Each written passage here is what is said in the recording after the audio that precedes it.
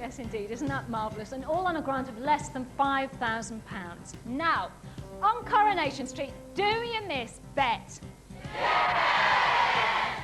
Do you want to know what she's doing now? Yes! I thought you might. Well, come on down, Julie Goodyear.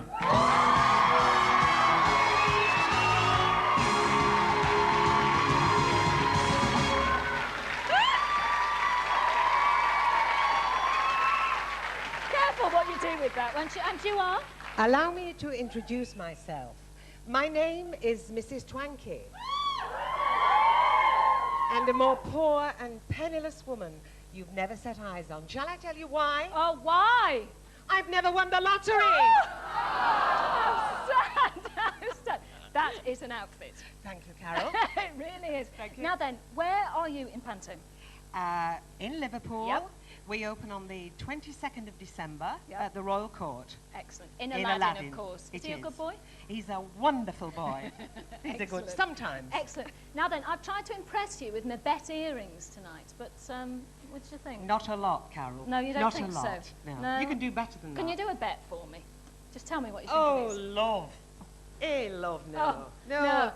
No, they're not quite right. No, they're not, are they? Have you been to see the knit nurse? Don't you think I should? I think I should, don't you? No, I don't think you should. Excellent. Now, Bet, of course, she's gone, hasn't she? She has, yes. I know, but is she coming back? Well, who knows? I said au revoir, so you never know. Yes. Is I that think Spanish? I think she's... Oh, no. I think she'll be out there in Tenerife with Stella. Don't you? Oh, yes. Yeah, Having yeah. a good time. I In a think so, too. timeshare. She'll have a nice Christmas, will she? She'll have a wonderful Well, you time. have a nice Christmas, too, Thank in you very Panto. much indeed. Lovely to see you. Will you press a button for us? I'd love to press the button. Make someone Thank lucky, you. Julie. Make someone lucky. And now, my friends, the time is right to start the draw on this cold night.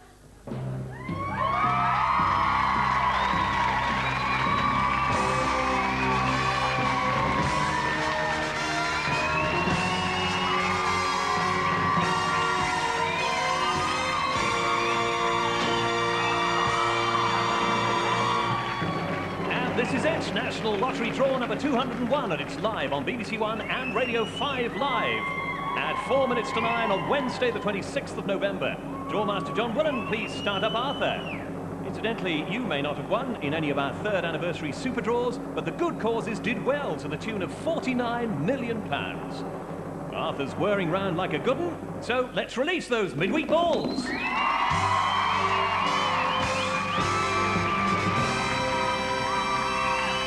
And don't forget, if you win big tonight, call the National Lottery line 0645 100,000. That's 0645 100,000 to register a big win. In the jackpot tonight, an estimated £4.4 million. And that's big. So, Julie Goodyear, a fabulous Widow Twankey, please press the button and start our draw. Don't spend it all at once. Here we go. Eyes down, look in. We're watching for the first ball to appear, and it's number 23, a winner the weekend before last two. 23rd time as a main ball. Next out is number 47, one of the 3 fortunes drawn last week, clocking up its 33rd lottery appearance now.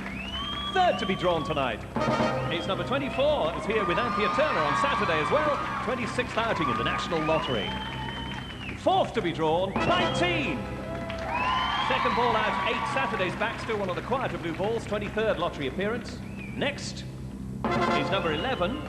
Second ball to be drawn the weekend before last, and here again tonight, 27th lottery appearance for that one. We need a 6th. And that's number 5. Here from Murray Walker, 3 Saturdays back, still top white ball and the 3rd most drawn ball. And the bonus is 17.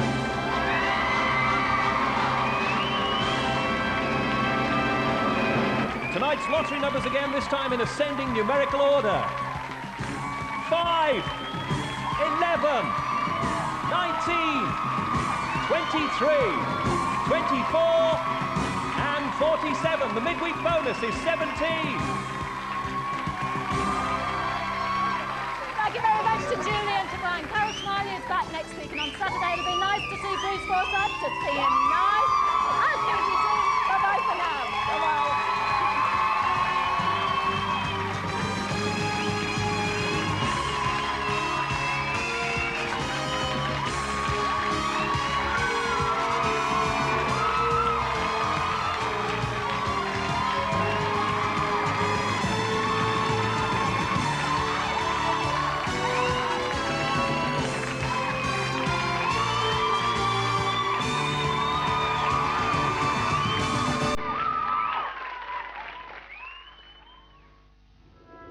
Holiday rep Caroline's looking for Mr. Right. Been out here since April and I'm still single. I must be too fussy.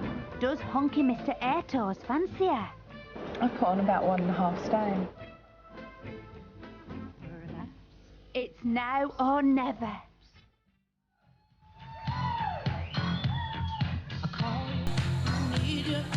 Can Caroline get her man? Holiday reps tomorrow at 8:30 on BBC One. Crime Watch Still Unsolved looks back at old cases with new clues. 7 years ago, Patrick Hurling was murdered. Why? Why did he die like that? A man lay in wait for him a week before he was killed. Hurling? Who was he? And the murder of Peter and Gwenda Dixon 8 years ago. The hunt continues for a cyclist who used their cash card. Help to solve these cases at Second Sight. That's Crime Watch Still Unsolved, BBC One, this Tuesday at 10. Sapphy's leaving home. How will Eddie cope? Never mind, sweetie darling Patsy will keep her company. And then there are the parties, of course. Absolutely fabulous. Tonight on BBC One in half an hour. This is BBC One. It's 9 o'clock and time for the news with Peter Sissons. The UN has issued a stark warning about the spread of AIDS, particularly in parts of Africa.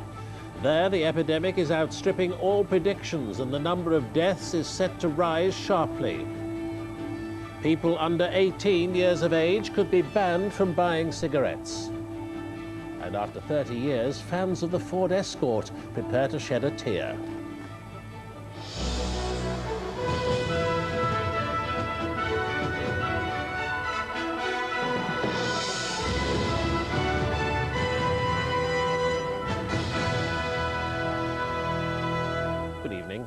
The world AIDS epidemic is far worse than previously thought, and its full impact in terms of deaths is only beginning to be felt. This is the sombre message of a United Nations report published today. 2.3 million people died of AIDS this year, a 50% increase over 1996. The overwhelming majority of HIV-infected people live in developing countries, with heavy concentrations in sub-Saharan Africa.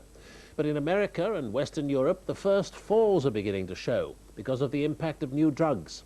Our health correspondent Fergus Walsh reports. For the past 8 years, Alan Dolby has known he is HIV positive. What we have in this time.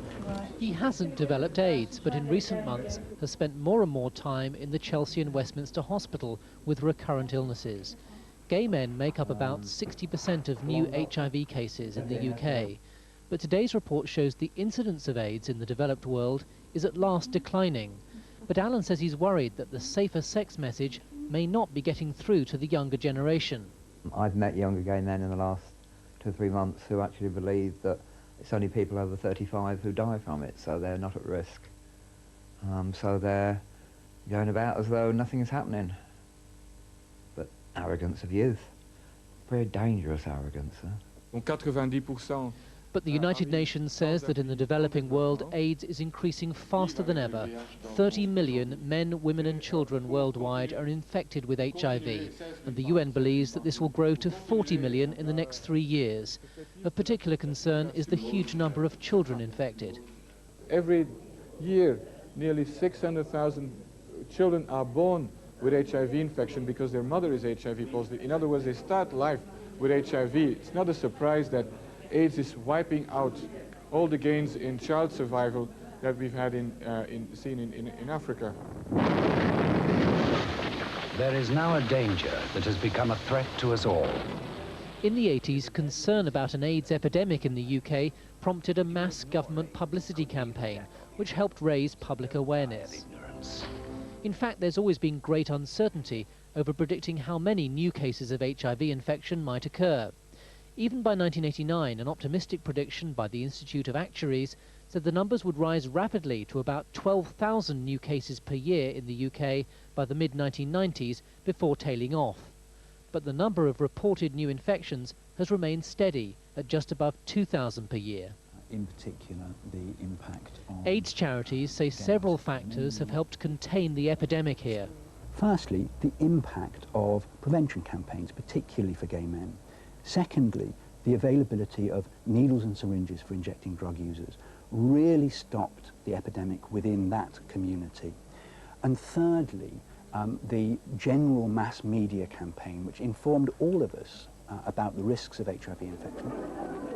But nothing can lessen the impact of being told you are HIV positive, as James was 3 months ago. He's still trying to come to terms with the news. There's this nagging voice in the back of your mind which says you're going to die. But with the new treatments now, things are a lot more optimistic. 10 years ago, if you heard somebody had HIV or an HIV-related illness, you were getting out your diary and getting ready to cross out their names already. New AIDS cases are expected to fall by 30% in Western Europe and the United States this year because of the use of new drug treatments. Doctors say they've transformed the quality of life of many patients. We've got to think about all those patients who are now able to go back to work. The wards that are closing, we've actually closed one of our wards here. We had 42 beds, now we only need 21 beds. There's a massive saving there, people coming off benefits, putting their lives back together and earning money and being less of a burden on the state. But the developing world has neither the education programs nor the drug treatments needed to limit the spread and effects of AIDS. At present, the global epidemic is spiralling out of control. Fergus Walsh, BBC News. And later in the programme we'll have a special report from Mali in West Africa, where young women and children face the greatest risk of getting AIDS. The age at which teenagers are allowed to buy cigarettes could be raised from 16 to 18. The Public Health Minister, Tessa Jowell, told a Commons committee that she was determined to protect children from the harm caused by tobacco and smoking. Here's our Consumer Affairs correspondent, Nicola Carslaw. If they want to, these 17-year-olds can legally buy cigarettes, though they can't buy alcohol. However, that anomaly could end if the government decides to ban tobacco sales to those aged 18 and under. It's part of a package of measures designed to stop young children getting hooked on cigarettes, according to the Minister for Public Health. I think there is evidence to suggest that the critical age at which children become predisposed to smoke is actually much younger than 15. It's probably 12 or 13. In simple practical terms, a 12 or 13-year-old may look nearly 16, but is unlikely to look 18. In spite of frequent high-profile health campaigns, more and more children are taking up smoking. The biggest and most worrying increase is among teenage girls. In 1993, just over a quarter of them smoked. 3 years later, it was a third of them. But tougher laws on tobacco sales would need to be backed up by a national proof-of-age identity card. Some shops selling alcohol have already set up a voluntary ID scheme, and the government's considering whether to bring in a state-sponsored system. That's backed by virtually everyone in the retail trade, who fear they're increasingly being forced to act as police officers. I think it's a very good move, but with increasing the age, they should bring an ID card, where retailers can tell what age group the children really are, and therefore we are legally on the right side of the law. It's not illegal to buy or smoke cigarettes if you're under 16, but a retailer caught selling them to children can be fined up to £2,500. The government's clearly keen to re-establish its credentials following the Formula One tobacco sponsorship row. 7 out of the 15 countries in the European Union have no minimum age for buying cigarettes. Introducing the change suggested today would make British laws among the toughest on tobacco sales in the world. Nicola Carslaw, BBC News. A South African bishop who sheltered young blacks in the 1980s has told the country's Truth Commission he blames himself for not doing more to protect Stompie Maketsi, the boy whose murder is at the centre of allegations against Winnie Mandela. Mrs. Mandela claims the boys were taken away from the bishop's house to protect them from abuse. Our Southern Africa correspondent George Alagaya reports. Yet another test for the woman who's known as the great survivor here. The Commission may be interested in the truth, but for Winnie Madikizela Mandela, the investigation is as much about whether she has a political future. This is not a trial and the Commission itself can't prosecute, but Winnie can ill afford further damage to her reputation when she's standing for the deputy presidency of the ruling ANC. The fate of the 14-year-old activist Stompie Moeketsi Sepe lies at the centre of the inquiry. In December 1988, he was accused of being a police spy, taken to Winnie's house and beaten by members of the so-called Mandela United Football Club. He was found dead some days later. At the time Stompie was abducted, he was in the care of a Methodist mission run by this clergyman, who today said he'd failed to protect the boy. And I did not remove him from the mission house and get him to a place where he could be safe. And I think that if I had acted in another way, he might still be, he could be alive today. Then Verane said he wanted to forgive Mrs. Madikizela Mandela for accusing him of abusing boys in the mission. I long for our reconciliation. I struggle to find a way in which we can be reconciled for the sake of this nation and for the people that I believe God loves so deeply. Archbishop Desmond Tutu urged the audience to celebrate what he sees as proof that this process is working. It is possible actually to maybe give somebody a clap. That he should have this incredible generosity of spirit just blew your mind. And I'm so thankful for him and for us. The scenes we've witnessed today take us to the heart of what this commission is supposed to achieve, to bring friendship where there was hatred, reconciliation where there was division, but most of all to help South Africans come to terms with their bitter past. George Alagaya, BBC News, Johannesburg. Earl Spencer has applied for a court order to prevent 2 South African newspapers covering details of his divorce hearing in Cape Town. It follows newspaper reports of adultery allegations made by the Earl's wife Victoria during the case.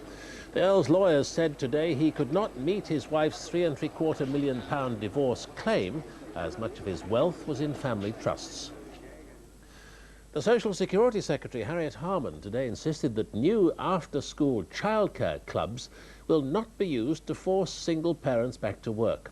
More than 2/3 of the £300 million needed to set up the clubs, announced by the Chancellor yesterday, will come from the National Lottery. Our Social Affairs correspondent Alison Holt reports. School time for the Education Secretary and the Sports Minister. They spent some of today with children who'll benefit from the £300 million, which will be used to set up a network of after-school clubs. The aim was to hammer home the point that the government's making a national childcare strategy a priority.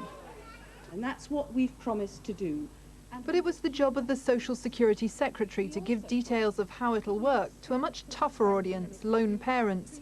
Extra childcare may be welcome, but Ms Harman knows they also face benefit cuts.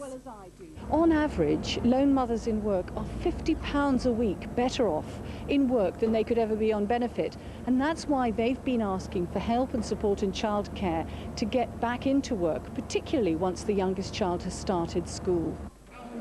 But lone parents remain angry that the new government is sticking to the benefit cuts planned by the Conservatives. On average, a single parent gets £76 a week in income support at the moment. Next year, that'll be cut by just under £5 to £71.05. And a lone parent who's working will lose an average of £10.25 a week in the benefits they're entitled to. The new childcare strategy will mean every lone parent who needs after-school care like this for their child will find it. Campaigners, though, maintain that won't soften the blow of having less money. Without childcare, lone parents cannot go to work. It's that simple. So this was an essential requirement to make the New Deal work for lone parents. It, however, does not in any way stop lone parents suffering the consequences of benefit cuts. Certainly, the combination of extra childcare and benefit cuts is seen by commentators as the carrot and stick approach to getting lone parents back to work, so reducing a benefits bill which totalled £10 billion last year. I think the new money for childcare is just another sign of how keen the government is to get people off of the Social Security register and back into work. That's one of the ways that they hope to change the economy and also to save themselves some money. But childcare is only part of the equation for lone parents. Finding suitable jobs is just as much of a problem. Even so, many parents view this initiative as an important first step towards making it easier for families to juggle work and home. Alison Holt, BBC News, Westminster. The funerals of members of a family from Yorkshire who were among the victims of the Luxor massacre have been postponed after it was found that one of the bodies returned to Britain was not that of grandmother Joan Turner. The Foreign Office said that Mrs. Turner's body had been sent to Switzerland by mistake. She was to have been buried tomorrow with her daughter Karina and her 5-year-old granddaughter Shauna. Top public schools are to be encouraged to share their expertise and facilities with local state schools. The government said today it would allocate £500,000 for pilot projects to encourage partnerships between the two sectors. Organised criminal gangs specialising in the smuggling of immigrants into Britain are to be targeted by a new crime unit. The Home Office says there's increasing evidence that drugs dealers are moving into the lucrative market of trafficking in people. The Israeli cabinet has failed to agree on a new plan to withdraw troops from the West Bank. The Prime Minister, Benjamin Netanyahu, is proposing to give Palestinians control of up to 8% of the territory. But his plan is being blocked by right-wingers in the government who say the withdrawal is too much, and by moderates who say it doesn't go far enough. Our Middle East correspondent Jeremy Bowen reports. The Israeli cabinet put off a decision until at least Sunday. It is deeply divided, and the discussion spilled out into the corridors of Parliament. Mr. Netanyahu is under pressure from all sides. David Levy, the relatively moderate foreign minister, says he'll resign.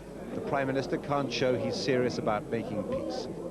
At the same time, right-wingers are threatening to bring down Mr. Netanyahu's government if he gives the Palestinians any more land.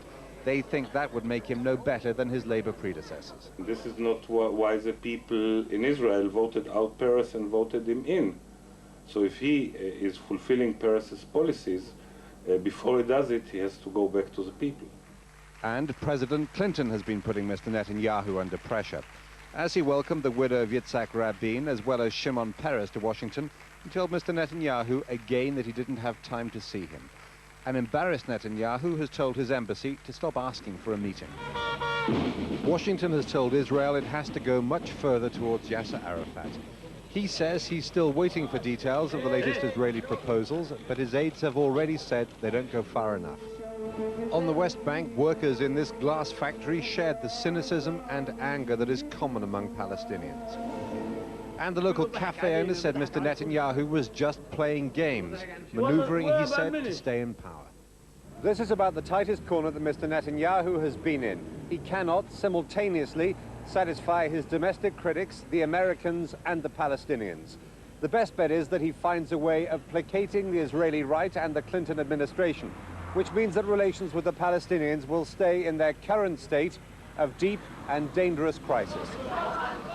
This week there's been more Palestinian-Israeli violence. It was another reminder of what lies ahead if all sides do not rise to the political challenge of reviving the peace process. Jeremy Bowen, BBC News, Jerusalem. Gun attacks between rival gangs in some parts of London have more than doubled in the past year. The Metropolitan Police have stepped up their armed patrols to combat more than 300 gun-related incidents so far this year. This month alone, 2 people were shot dead in so-called Yardie gang attacks in the northwest of the capital. In a special report for the 9 o'clock news, our correspondent Duncan Kennedy went on patrol with the police. Policing northwest London now requires something more than a pair of handcuffs and a nightstick. Barely has this patrol started when the officers get a call to a disturbance. Although they're protected, they don't know what to expect. Police, can you help me? It turns out to be a domestic dispute with no guns involved. A fortnight ago, 2 colleagues were shot at a few streets away, one of 300 gun-related incidents in this area this year. For officers, all call-outs now mean one thing. Caution, caution, caution, looking, listening, thinking before you move, because the chances are, or it is possible, you may get shot. The police aren't the only target. This teenager, whose identity we've hidden, was confronted by 2 youths carrying guns. One of the boys threw me against the wall, while one of the other boys was talking and saying that they had 2 guns and one had a bullet in it. And then they pulled out the gun what I thought had the bullet in it and stuck it against my head, and then they pulled the trigger. In fact, the gun was empty. That teenager had to have counselling after his ordeal, but at least he was left alive. Another young man eating a meal in this restaurant wasn't so lucky. 2 gunmen burst in and shot him. He died later of his wounds. He's one of 4 victims to die like this in this part of London in the last 6 months alone. Shot with a shotgun here, sawn-off shotgun. I had a skin graft on my leg. This man survived another shooting, but nearly lost his leg. He was also witness to a gun battle, which started merely because someone's toe was trodden on. He has close knowledge of what's going on. There's a major influx of guns right now on the streets. Believe me when I tell you this. It's most of the young guys. These young street kids are carrying guns. Once it were knives, baseball bats and chains. Now the norm is gun. The young men involved in the recent shootings are said to style themselves on Yardies, the name originally applied to Jamaican gangsters. Government-backed amnesties have been launched to cut down on the street firepower, but with limited success. Police in northwest London have increased armed car patrols, but say it's not clear where the guns are coming from or why they're being used. Undoubtedly, much of it is drugs related, but there are also other reasons as well. It's bravado, it's carrying guns as a fashion accessory, it's showing off to girlfriends, it's dealing with slights, real or imagined. London isn't the only British city witnessing shootings by young men, but the frequent and casual way they're being carried out in the capital at the moment reveals a violent new street trend. Duncan Kennedy, BBC News, Northwest London. Now back to the main news. The United Nations report that AIDS is posing a far greater risk to health in developing countries than previously thought. One country particularly affected is Mali in West Africa, where some children as young as 8 are at risk from AIDS because they're made to have sex with employers who take them on as domestic staff. Our Africa correspondent Jeremy Vine has been to Mali to see how one group of women is trying to tackle the problem. Mali has many tiny villages like Fulani and many tiny children like Geneba Ongwiba. Aged just 10, Geneba is one foot soldier in an army of youngsters leaving home to earn money because their parents have none. Many children in Mali make this journey from village to town, but it can take them into dangerous terrain. We know that there are girls coming into the town as young as 8. We also know that these girls are being sexually abused, either by the menfolk in the houses where they're living and working, or they're being taken advantage of by the young men in the town who come and seek them out. Women in the town of Sévaré are now so concerned that young children are catching the AIDS virus because having sex is one of their domestic duties. They formed an action group with the job of note-taking carried out by the one who can read and write. Children who've left their homes miles behind are invited here for a crash course in sex and death. A flip chart illustrates the dangers. This is no laughing matter, not for the youngsters anyway. They seem spellbound as they learn what they need to survive. We need to do this because children, however young they are, do need to know about AIDS in this place.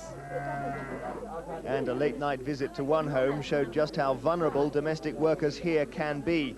We found more than 30 sleeping under the stars in the front garden of this man, who claimed he was planning to build rooms for them to live in, but hadn't yet managed to make a start on them. Doctors and charity workers are hampered by the fact that they have to guess at the level of HIV infection among children here. What they do know is that estimates suggest sub-Saharan African countries may account for more than half the HIV cases in the world. In a country where the average life expectancy is 46, warnings about a virus that can lie dormant for years do not cry out for attention. So there is an urgency about the work of the women here as children arrive in this town. Either they tell them about AIDS now, or they lose them. Jeremy Vine, BBC News, Mopti in Mali. Iraq said tonight it will open up President Saddam Hussein's palaces to UN representatives to prove that they don't contain biological or chemical weapons. Access for UN inspectors to presidential sites has been the focus of tension between Baghdad and Washington, which demands total freedom of movement for international experts. 18 million have been sold since its launch in 1968. Once voted the most popular car in the world, beloved by Essex man and former chancellors alike. But Ford confirmed today that the Escort has reached the end of the line. After 30 years, one of the icons of British motoring is to be replaced with an all-new world car. Our business correspondent, John T. Bloom, looks back. On Britain's roads, the Ford Escort is still the second most popular car. In fact, it's been in the top 10 since its launch in 1968. The constant remodelling since hasn't dented its appeal, even though it's long been associated with Essex boy racers and furry dice. The Escort has just swept aside attempts to label it as naff. It's even been immortalised in film and on the stage. You have a car, do you? Yes, an Escort. A yellow one? That's it. Yes, I've seen it. Yes, I've seen it. It's beautiful, actually. The Escort is still going strong. It was second and third in this year's RAC rally, but the car's fans aren't limited to the speed merchants. It has a large and dedicated following to whom the news that its replacement will no longer be called the Escort is almost painful. I feel very sad. I learned to drive on a Ford Escort, and that was in the early 1970s, and the instructor said to me, what of course you couldn't say today because it would be politically incorrect, but he said to me, oh, it's a right little ladies' car, this one, and I think he was quite right. But for others, the Escort will never be a classic. No matter that 4.5 million models have been sold in Britain alone, it'll always be the motoring equivalent of mother's pride. It's just white sliced bread. Not terribly exciting, but a lot of bread gets sold. I mean, that's what it boils down to, really. People buy bread, not lobsters. We may crave lobsters, but we buy bread. The Escort is a nice white sliced loaf. But the Escort has already lasted 20 years longer than originally planned, and it's perhaps getting a little stale. Opinions may vary as to whether the Ford Escort is a great car or not, but it's certainly been a great success. However, by the time the last one rolls off the production line in the year 2000, the model will be 32 years old. In car years, that means it's an OAP already. Pretty soon it'll be time to retire to the country and hand the furry dice on to the next generation. John T. Bloom, BBC News, West London. And the main news again. The UN has issued a stark warning about the spread of AIDS. In parts of Africa, the epidemic is outstripping all predictions, and the number of deaths is set to rise sharply. And there's a special edition of Newsnight on BBC Two at 10:30 tonight. As world leaders prepare for the crucial climate summit at Kyoto, Newsnight examines the fading hopes that the world will take the chance to deal with global warming. But from the 9 o'clock news, good night.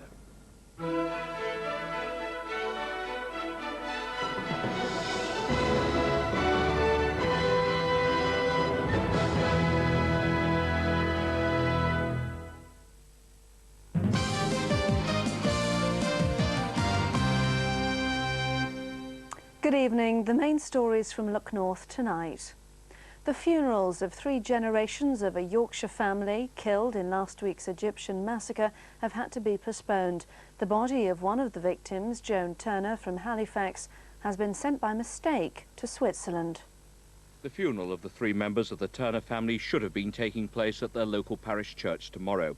But now it seems likely the body of grandmother Joan Turner has been accidentally sent to Zurich, and that the body delivered to Halifax is that of one of the Swiss victims of the Luxor massacre. I would guess that these 2 ladies look pretty much alike. They both suffered injuries. They both been flown from aboard some days past. I hope that there is an investigation done so that people can find out where the problem has arisen, so that they can try to avoid anything like this ever happening again. Joan Turner's granddaughter Shauna and daughter Karina also died in the massacre. The Foreign Office say they don't know when Mrs. Turner's body will be returned, but they want to resolve the matter as soon as possible to end the family's distress. An open verdict has been recorded on a teenage girl who died after taking a cocktail of drugs at a rave party in Sheffield. Leanne Knight, who was 19, had taken a mixture of amphetamines and ecstasy. Leanne Knight's parents arrived with their solicitor for the inquest 5 months after their daughter's death. 19-year-old Leanne had taken amphetamines and an ecstasy pill before going to the Adelphi nightclub in Sheffield. She became unwell and her condition deteriorated. She died hours later in hospital. Leanne's friends who were with her that night said that she had supplied some of them with drugs for several months before her death. Coroner Stanley Hooper recorded the open verdict because he could not be sure that Leanne had not been given other drugs without her knowledge that night. A West Yorkshire firm has been fined £5,000 after a teenager's hands were crushed in a cardboard press. Magistrates in Leeds heard how the machine, operated by Craig Parker, was dangerous and out of date. The 3rd of December last year is a day Craig Parker will find difficult to forget.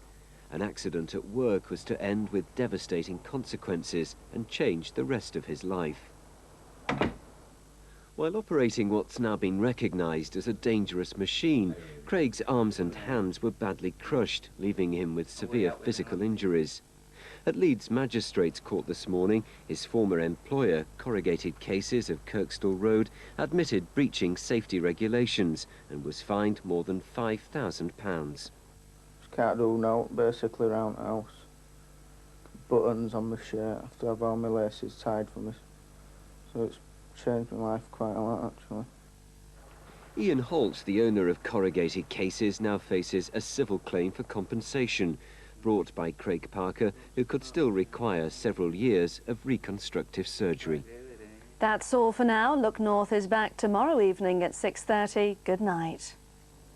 Good evening. We've still got a weather warning out just for the next few hours for Cornwall and Devon. Still heavy rain the problem, could cause some local flooding, certainly some treacherous driving conditions.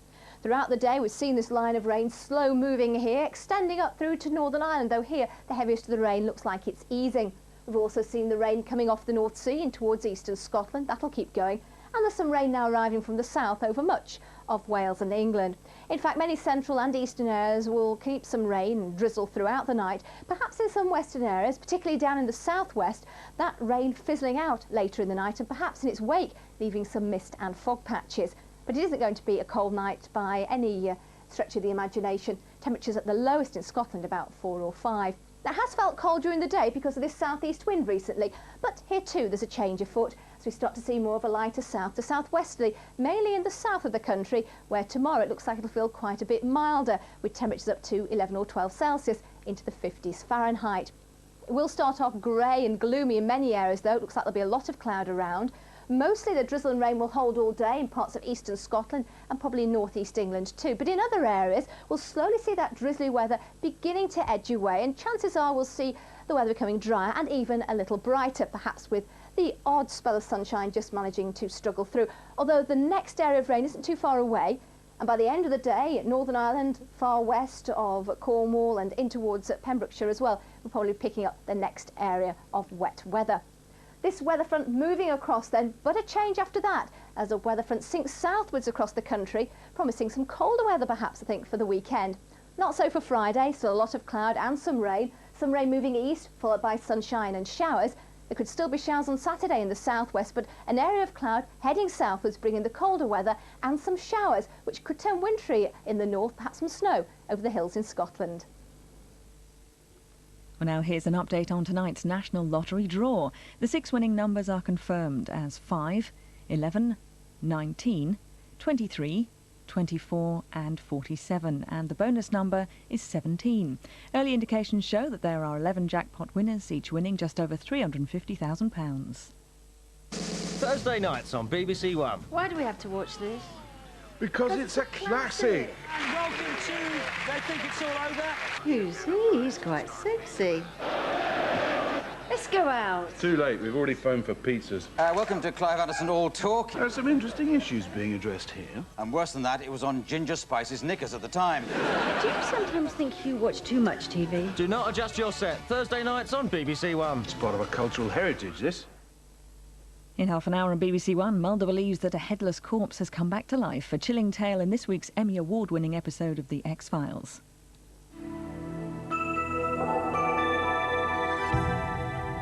Now on BBC One, Safi's moving out, Patsy's moving in, and Lulu's playing up.